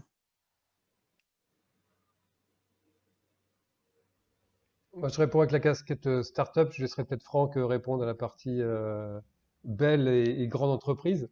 Euh, c'est vrai que nous, on est une boîte qui a 7 ans, donc on a démarré avec des racines, pour le coup, qui étaient plus humaines que responsables. Et alors je vais pas citer Kant ou autre philosophe, mais je vais citer juste Spider-Man qui disait with great power comes great responsibility. Donc c'est un peu ça que nous sommes transformés chez Manamano. C'est-à-dire que ben, avec la taille venant, a fait qu'au bout de 5-6 ans, c'est quand même posé des vraies questions sur ce que nous vendions, ce que nous faisions, entre les commerces et les produits que nous vendions. Mais donc c'est vrai que ça a été, je dis pas que c'est plus simple, mais euh, quand ces sujets sont arrivés, si on peut parler de frein en interne, le seul frein c'était mais comment on va le faire? L'adhésion était déjà là, le sens était déjà là, c'était plutôt mais comment on va le faire pour pouvoir changer ce monde-là. Et on a des super modèles, hein, on a des Yuka, des gens comme ça qui ont fait des trucs extraordinaires. C'est plus là, comment on va le faire. Donc on se pose pas la question, c'est est-ce qu'il faut le faire ou pas, c'est comment on va le faire. C'est le principal frein qu'on ait, mais c'est plutôt oui, on a la chance, on est plutôt assez agile pour monitorer ce changement. Voilà. Après, je peux donner la vision d'une entreprise de plus de 7500 salariés. C'est vrai que lié à la taille et à l'histoire de l'entreprise, il peut y avoir peut-être justement dans la mise en œuvre des aspects plus complexes pour arriver à mobiliser, mais c'est difficile de tirer une généralité de notre cas parce qu'on a l'impression que c'est tellement connecté à ce qu'on est profondément qu'on ne sait pas si on est révélateur de ce que peuvent rencontrer toutes les grandes entreprises. Donc, moi, je vois une similitude avec ce que vous venez de dire, Christian, sur justement, il y a une adhésion, il y a une envie. C'est après un peu plus dans la mise en œuvre où la taille, le patrimoine qui peut exister peut nécessiter de se confronter à des sujets peut-être d'une plus grande complexité. Mais en même temps, la croissance vertigineuse d'une start-up, c'est aussi une très grande difficulté que nous, on n'a pas parce que les croissances sont dans des ratios plus mesurés, plus progressifs. Donc, je crois que chacun a ses avantages et ses difficultés par rapport à d'où il vient, qui il est, enfin, comment est structurée l'entreprise. Et pour moi, c'est une affaire de volonté du collectif, des dirigeants, des salariés. Et si vraiment on a envie d'y aller, on trouvera le chemin parfois qui peut être un peu étroit, mais le chemin pour y arriver. Très bien, merci Franck et Christian. Du coup, vous avez été tous les deux alors pas que, mais en tout cas, vos retours d'expérience sont intéressants. On vous a entendu parler de considérations plus fortes de l'humain. Du coup, vient une question à savoir, du coup, quel est l'impact financier de cette bienveillance?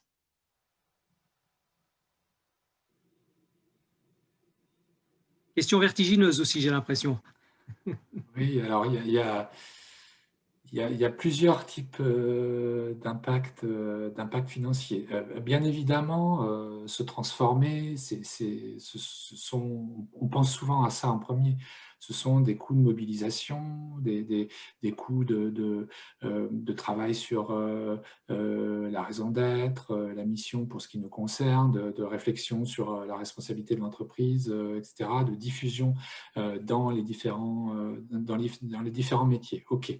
Mais il y a aussi, effectivement, ça, on en est convaincu et on essaye justement de le démontrer, c'est le fait que toutes les décisions qu'on prend en faveur de nos sociétaires génèrent, par exemple, une fidélité de nos sociétaires plus importante que sur le marché. Une capacité d'attractivité des talents qui nous rejoignent en tant que collaborateurs plus importante que ce qu'on peut voir sur le marché, de fidélité aussi des acteurs internes et de compréhension par aussi la société qui nous entoure, avec notamment des relais d'opinion qui nous voient positivement parce qu'ils sentent qu'il y a une sorte de, comment dire, il y a un alignement entre ce qu'on véhicule à l'extérieur et ce qu'on essaie de faire vivre en interne. Et donc, finalement, tout ça participe aussi à une image de marque qui est assez singulière sur le marché de l'assurance. Voilà. Très bien, merci. Une dernière question, Vladimir.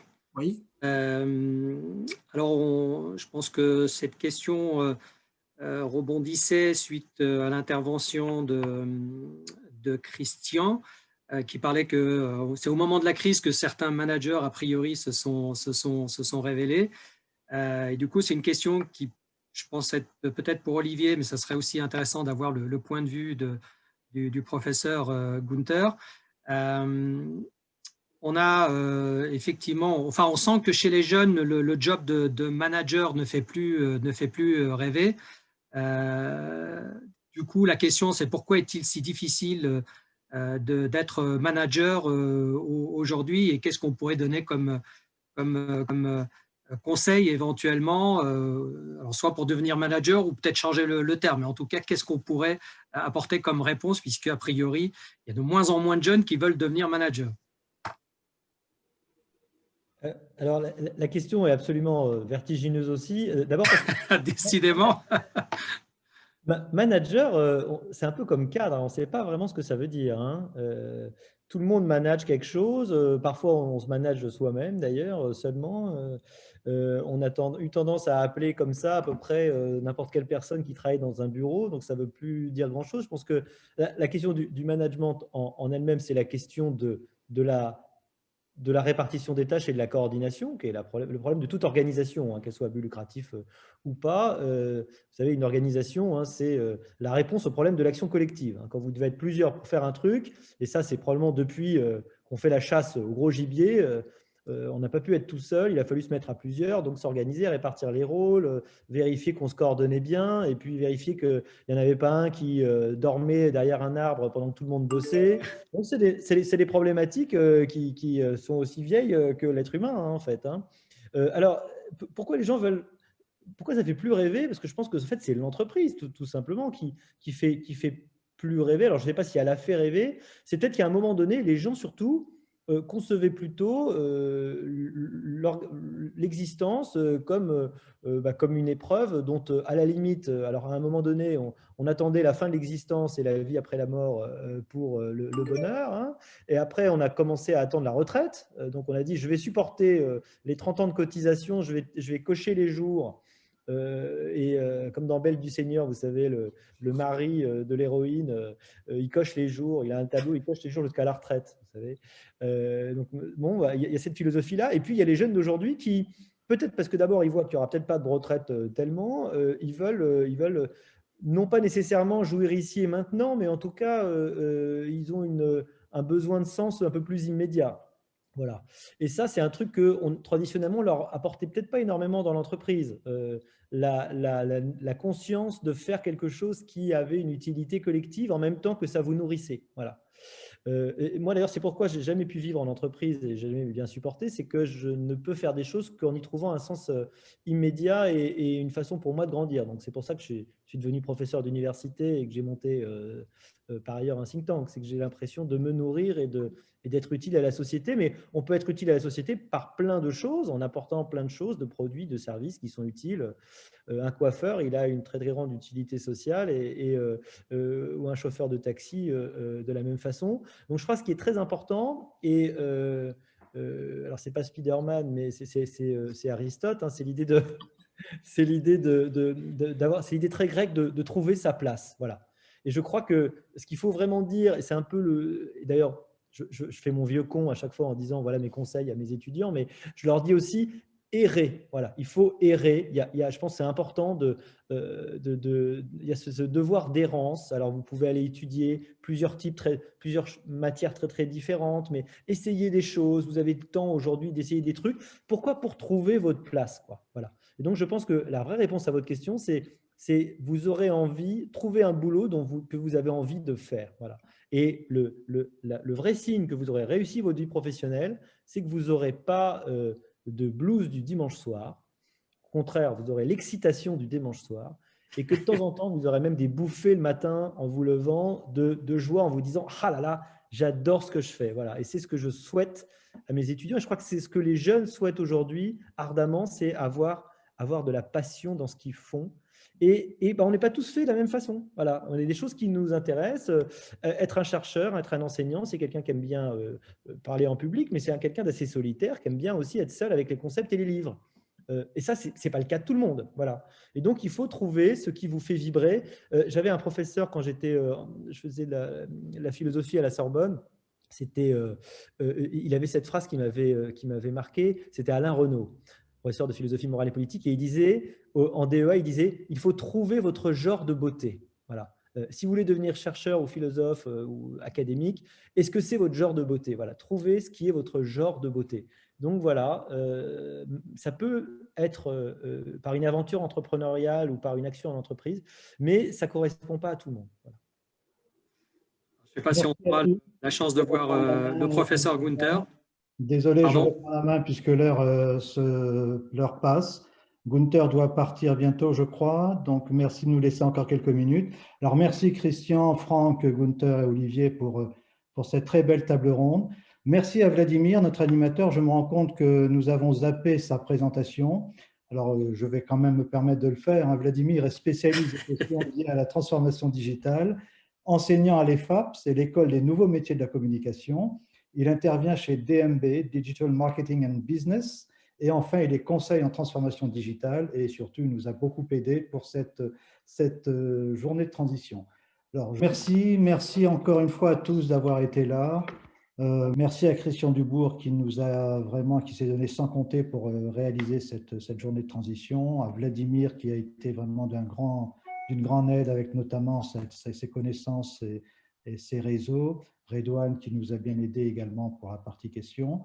Je remercie tous les intervenants. Le panel de cet après-midi est là, mais il y a aussi ceux de ce matin. Professeur Gunther Poli est parti, mais merci beaucoup d'avoir pu prendre le temps pour venir. Qu'est-ce que je peux dire d'autre? Nos sponsors Averial, Guindet et Intalio. J'espère que vous serez nombreux à rejoindre notre association. Nous sommes aussi une association de professionnels qui intervenons bénévolement. Donc, nous avons besoin de toutes les de toutes les énergies pour continuer à travailler dans ce domaine de transition. Je vous donne rendez-vous l'année prochaine, le jeudi 21 octobre 2021, pour la 6e journée de la transition numérique. Merci à tous d'avoir été présents. Bonne soirée. Prenez soin de vous et de vos proches et à très bientôt.